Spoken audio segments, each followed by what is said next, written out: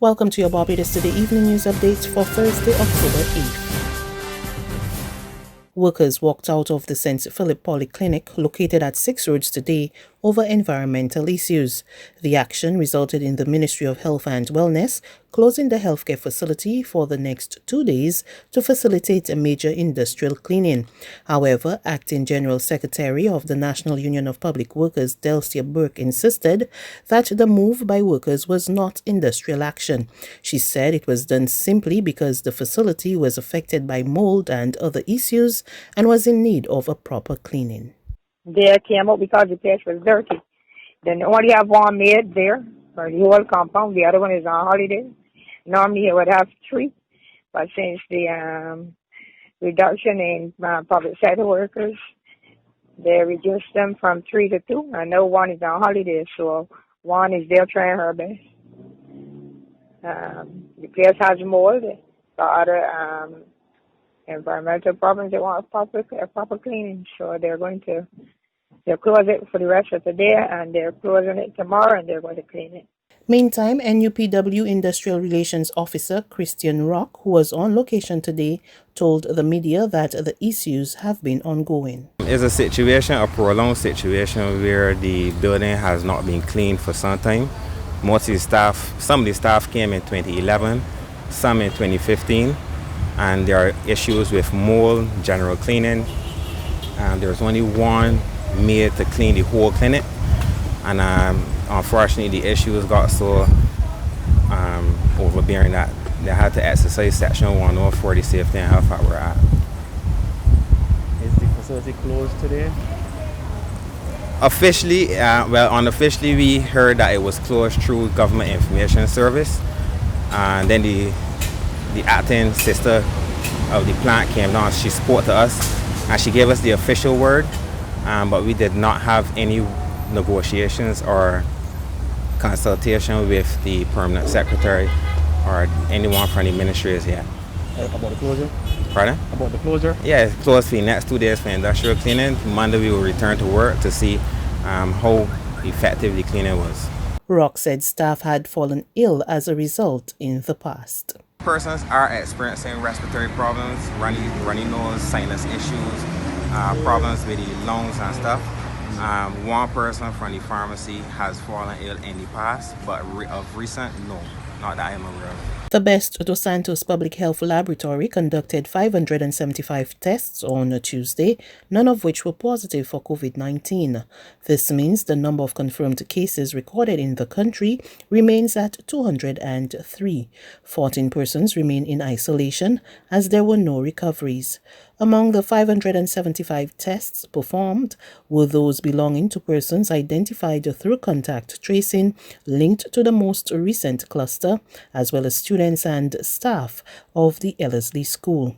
The Ministry of Health and Wellness has indicated that resources will be redirected to support a faster turnaround of results, given the high volume of tests being conducted.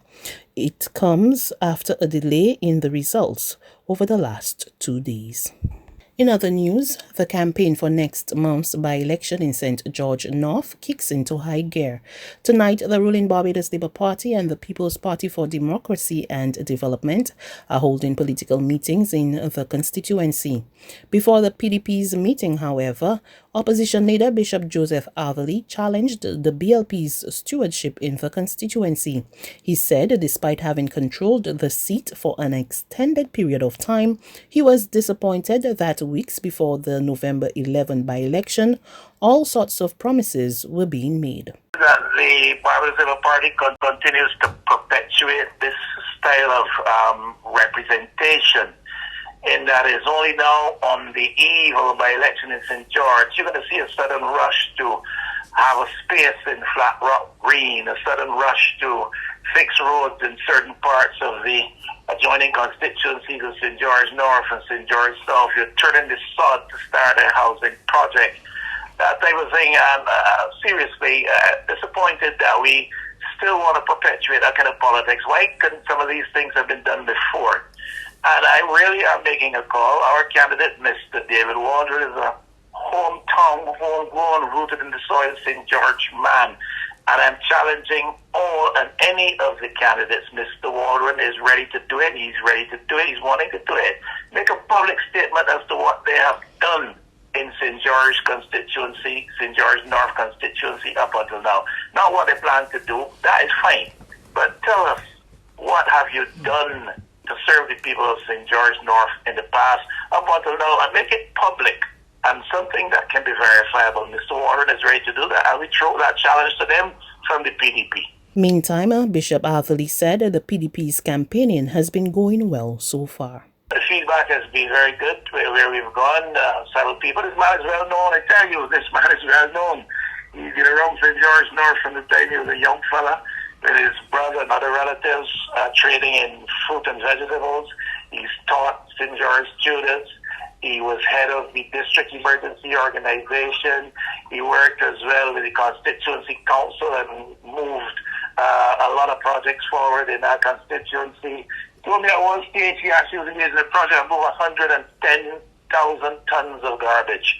I'm talking about a man that serves St. George North. He's simply seeking to serve at a different level, and the feedback thus far has been extremely good. There's regional and international news after this short break.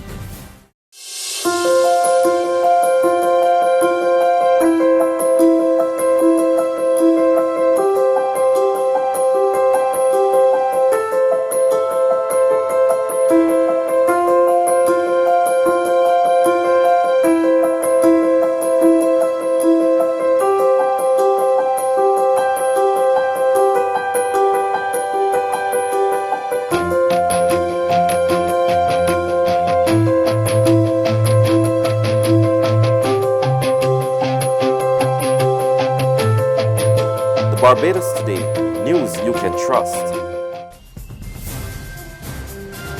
To news from our regional neighbors, COVID-19 has been discovered in a prison in Belize. Director of Health Services, Dr. Marvin Manzanero, revealed on the Current Affairs program Ask the Expert that some prison officers and inmates have tested positive for the highly contagious virus. A further 2 prison officers have tested positive, so that makes a total of 6. And in the screening process that was done yesterday, 3 prisoners were detected as positive cases. That is on the SD biosensor rapid test that we have been using. This was done out of a random process. The prison is divided into different areas, and so random process was done.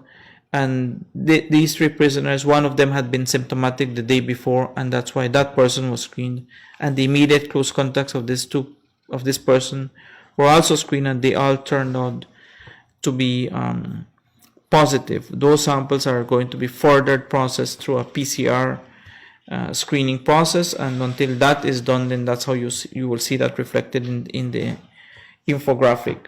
The preliminary data I have is that a further 90 persons, 90, are to be swabbed if they haven't been screened or swabbed today, but I don't have the report of what that screening process has entailed. On the international front, U.S. President Donald Trump has refused to take part in a virtual TV debate with his Democratic rival Joe Biden. The commission organizing the debate, scheduled for Miami on October 15, disclosed that the second presidential debate would take place remotely, but the president said he was not interested in such a format. More in this Reuters TV report. No, I'm not going to waste my time on a virtual debate. Trump, who on Monday was released after 3 days of being hospitalized with COVID-19, told Fox Business the format change announced by the nonpartisan commission in charge of the debates was unacceptable. That's not what debating's all about. You sit behind a computer and do a debate. It's ridiculous. And then they cut you off. His campaign then said it's open to a debate with Democratic rival Joe Biden if it's postponed by a week to October 22nd and held in person. The Trump team also suggested holding what would be a third debate on October 29th, a proposal the Biden campaign rejected, saying the one on the 22nd should be the last ahead of the November election. Amid the tit-for-tat between the two campaigns, Biden said he would hold off on commenting. We don't know what the president's going to do. He changes his mind every second, so for me to comment on that now would be irresponsible. That's news.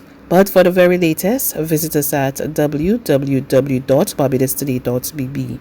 You can also subscribe to our e-paper, email updates, or like us on Facebook, and sign up for our breaking news alerts via WhatsApp. We're also on Izumi Media in bus terminals, as well as screenplay at supermarkets and gas stations near you. And you can also hear us on Mix 96.9 FM and Capital Media HD 99.3 FM.